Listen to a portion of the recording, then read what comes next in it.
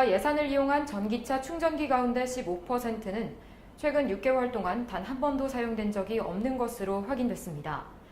혈세가 투입됐지만 효용성 검증이 이뤄진 적도 없었습니다. 보급량 실적 채우기에만 급급한 정책보다 실제 사용자를 고려한 접근이 필요하다는 비판이 일었습니다. 공군이 F-35A 편대 조종사 양성을 위해 한국 공군조종사를 파견했습니다. 파견된 한국 공군은 첫 번째 단독 비행 임무를 성공리에 완수했습니다. 경찰관이 공무집행 과정에서 발생하는 불가피한 신체 접촉 등을 이유로 형사고소는 물론 민사소송까지 당하는 경우가 비일비재합니다. 국가가 신체적 피해까지 보상해야 한다는 내용의 법 개정안이 발의됐으나 국회에서는 6개월째 감감무소식입니다. 미국이 중국에 고율 관세를 부과하면 도산하는 중국 기업이 속출할 수가 있어 대비가 필요하다는 지적이 제기됐습니다. 첨단 산업 유망 기업들이 위험에 처할 수 있어 대비책 마련이 시급해 보입니다. 구글, 아마존 등 미국의 대기업들은 트럼프 대통령의 H-1B 비자 발급 심사 강화에 반발하고 있습니다. 반면 이 조처에 찬성하는 이들은 H-1B 비자가 미국인들의 고임금 일자리를 빼앗는다고 주장하며 트럼프 정부를 지지하고 있습니다. 중국군이 랴오닝성 다롄 조선소에서 네 번째 핵 추진 항공모함을 건조하고 있습니다. 중국은 오는 2022년까지 항공모함 3척을 운용하는 체제를 구축해 미국의 항공모함 전력을 견제하는 것이 목표입니다. 중국 구이저우 성의 성도인 구이양시에 있는 네벤 인터내셔널 빌딩 유리 외벽에 낙폭이 108m인 세계 최대 인공폭포가 만들어졌습니다. 터키 정부가 일회성으로 일정 금액을 내면 사실상 병역 의무를 면제해주는 제도를 시행합니다. 터키 청년들은 오랜만에 찾아온 군 면제 기회를 놓칠세라 급전 마련에 분주한 모습입니다. 일본은 전국 평균 최저임금 목표치를 874엔, 한국 돈으로 약 8,850원으로 결정했습니다. 경제협력개발기구는 일본의 최저임금은 중위임금의 40% 정도로 회원국 중 매우 낮은 편에 속한다고 지적했습니다. 국가 예산을 이용한 전기차 충전기 가운데 15%는 최근 6개월 동안 단 한 번도 사용 실적이 없는 것으로 확인됐습니다. 전기차 확산을 위해 국가 재원이 투입된 이상 전면적으로 인프라 점검이 필요하다는 목소리가 커지고 있습니다.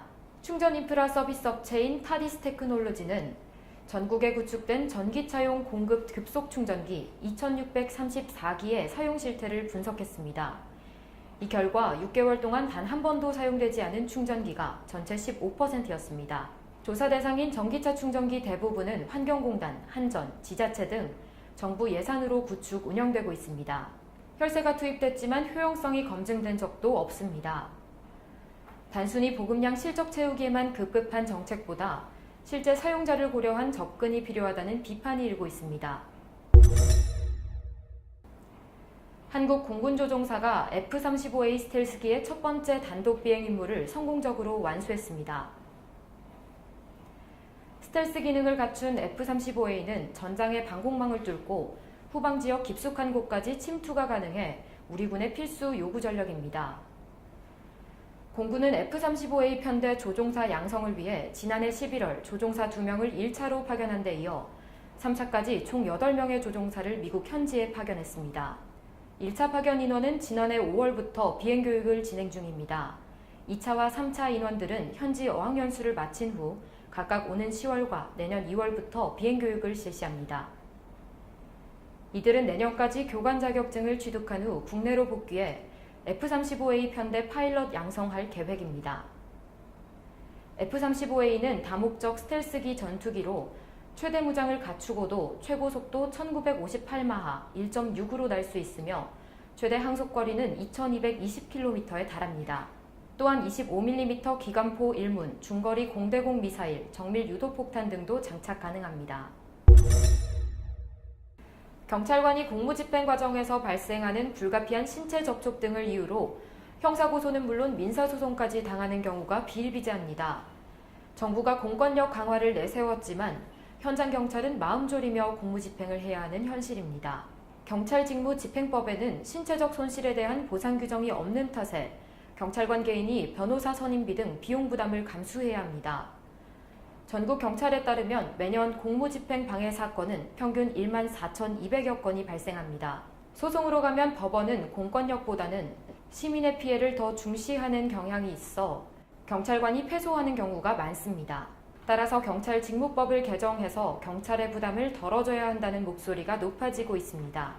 소송을 당한 경찰은 법무팀 소송지원단을 통해 우회적 방식의 지원이 가능하지만 기준이 무척 까다롭고 지원 금액도 소송 현실과는 동떨어졌다는 지적이 많습니다. 국가가 신체적 피해까지 보상해야 한다는 내용의 법 개정안이 발의됐으나 국회에서는 6개월째 감감무소식입니다.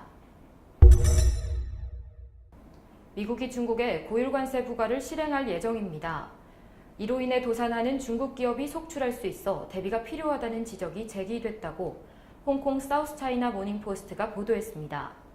미국 행정부는 지난 6일 340억 달러 규모의 중국 수입품에 25% 관세를 부과한 데 이어 160달러어치 수입품에도 관세를 부과할 예정입니다. 이어 2천억 달러 규모 수입품에 대한 10% 추가 관세도 예고했습니다. 나아가 트럼프 대통령은 사실상 중국에서 수입되는 모든 제품에 5천억 달러의 관세를 부과할 수 있다며 위협했습니다. 중국 최고인민법원 심판위원회 전문위원인 두안화는 중국 사법부는 처음 겪을 복잡한 상황에 대비해야 한다며 가능한 빨리 중국 기업의 도산을 검토하고 그 대비책을 마련해야 할 것이라고 말했습니다. 이어 무역전쟁으로 야기되는 기업 도산은 좀비 기업으로 불리는 부실 기업의 도산과는 다른 양상으로 전개될 것이라며 첨단 산업 분야의 유망한 기업들이 위험에 처할 수 있다고 경고했습니다. 미국 정책재단에 따르면 출입국 관리국의 지난해 4분기 H-1B 비자 거부율은 직전 분기보다 5.8%포인트 올라 22.4%를 기록했습니다. 3개월 만에 거부 규모가 41%가량 늘었는데요. 오바마 정부 말미였던 지난해 1분기 서류 요구 비율은 17%에 불과했습니다. 그러나 트럼프 정부는 비자 신청자들에게 더 많은 입증 자료를 요구해 지난해 3분기 22.5%였던 추가 서류 요구 비율이 다음 분기에 68.9%로 크게 상승했습니다. 전문 기술을 가진 외국인이 미국에 단기 체류할 수 있도록 하는 H-1B 비자 제도는 매년 추첨을 통해 8만여 건이 발급되며 이 비자 발급을 위해 수많은 고숙련 외국인 노동자들이 경쟁합니다. 구글, 아마존 등 미국의 대기업들은 트럼프 대통령의 H-1B 비자 발급 심사 강화에 반발하고 있지만 이 조처에 찬성하는 이들은 H-1B 비자는 미국인들의 고임금 일자리를 빼앗고 있다고 주장하며 트럼프 정부를 지지하고 있습니다. 중국군이 랴오닝성 다롄 조선소에서 4번째 핵 추진 항공모함을 건조하고 있다고 중국 시보와 봉황망이 보도했습니다.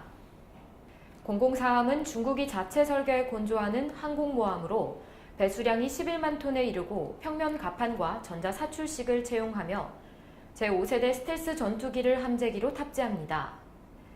당 기관지인 인민일보가 발간하는 항구시보는 중국군이 오는 2022년까지 항공모함 3척을 운영해 미국의 항공모함 전력을 견제할 수 있게 될 것을 강조했습니다.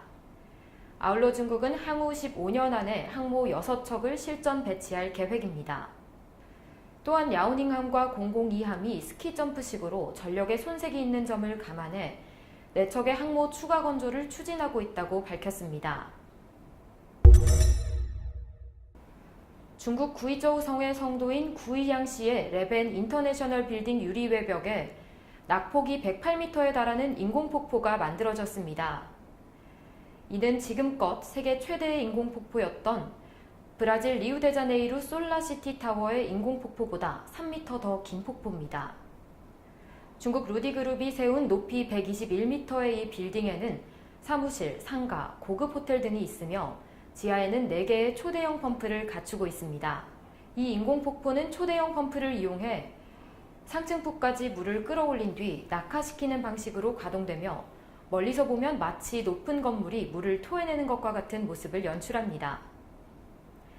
폭포에서 떨어진 물은 지하 저장 탱크에서 정화된 후 재사용됩니다.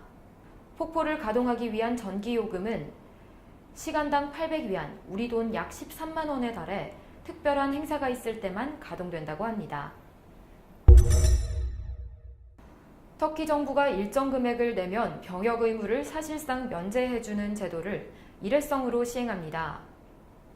터키 의회는 일회성으로 의무 복무기간 단축을 의결했다고 관영 아나둘루 통신이 전했습니다. 이날 의회를 통과한 복무기간 단축 조처에 따르면 미필자가 1만 5천 터키리라, 한국 돈으로 약 350만 원을 내면 21일의 군사훈련으로 병역 의무를 가름할 수 있습니다. 이번 조처는 사실상 기여에 따른 병역 면제에 해당되며 94년도 1월 2일 이전에 태어난 미필자가 대상입니다. 터키 청년들은 오랜만에 찾아온 군 면제 기회를 놓칠세라 급전 마련에 분주한 모습입니다. 1만 5천 리라는 한국 돈으로 약 350만 원 정도이나 터키에서는 월 최저임금인 2,030리라의 7배가 넘어 갑작스럽게 마련하기에는 부담스러운 금액인데요. 이번 조처가 예고되자 시중은행은 미필자를 위한 2년 상환 대출 상품 준비에 나섰습니다. 또 거래 중개 사이트에는 군 면제 자금이 필요하다며 내놓은 다양한 급매물이 쏟아졌습니다. 일본의 후생노동성 산하의 중앙최저임금심의회 소위원회는 전국 평균 최저임금 목표치를 3% 올린 874엔, 한국 돈으로 약 8,850원으로 결정했습니다. 일본의 최저임금은 중앙최저임금심의회가 인상 목표치를 결정하면 47개 도도부연이 이에 맞춰 결정하는 식으로 정해집니다. 인상액도 지역별로 4단계에 나눠 제시합니다. 후생노동성 조사 결과를 보면 최저임금 수준을 받고 일하는 민간기업 노동자 비율은 약 5%입니다. 일본의 최저임금은 경제 수준에 견져 낮은 수준이라 최저임금 인상으로 자영업 폐업이 속출할 것에 대한 우려는 적습니다. 경제협력개발기구는 일본의 최저임금은 중위임금의 40% 정도로 회원국 중 매우 낮은 편에 속한다고 지적했습니다. 성인은 일반적으로 잠잘 때 300ml 정도의 땀을 흘립니다. 열대야가 지속되는 요즘 같은 날씨에는 땀을 더 많이 흘리는데요. 땀이 나면 혈액에서 수분이 줄어서 혈액 농도가 높아지고 농축된 혈액은 혈관을 막기 쉽습니다. 특히 노인의 경우 만성질환을 앓는 경우가 많고 체내 수분도 더 적어서 위험합니다.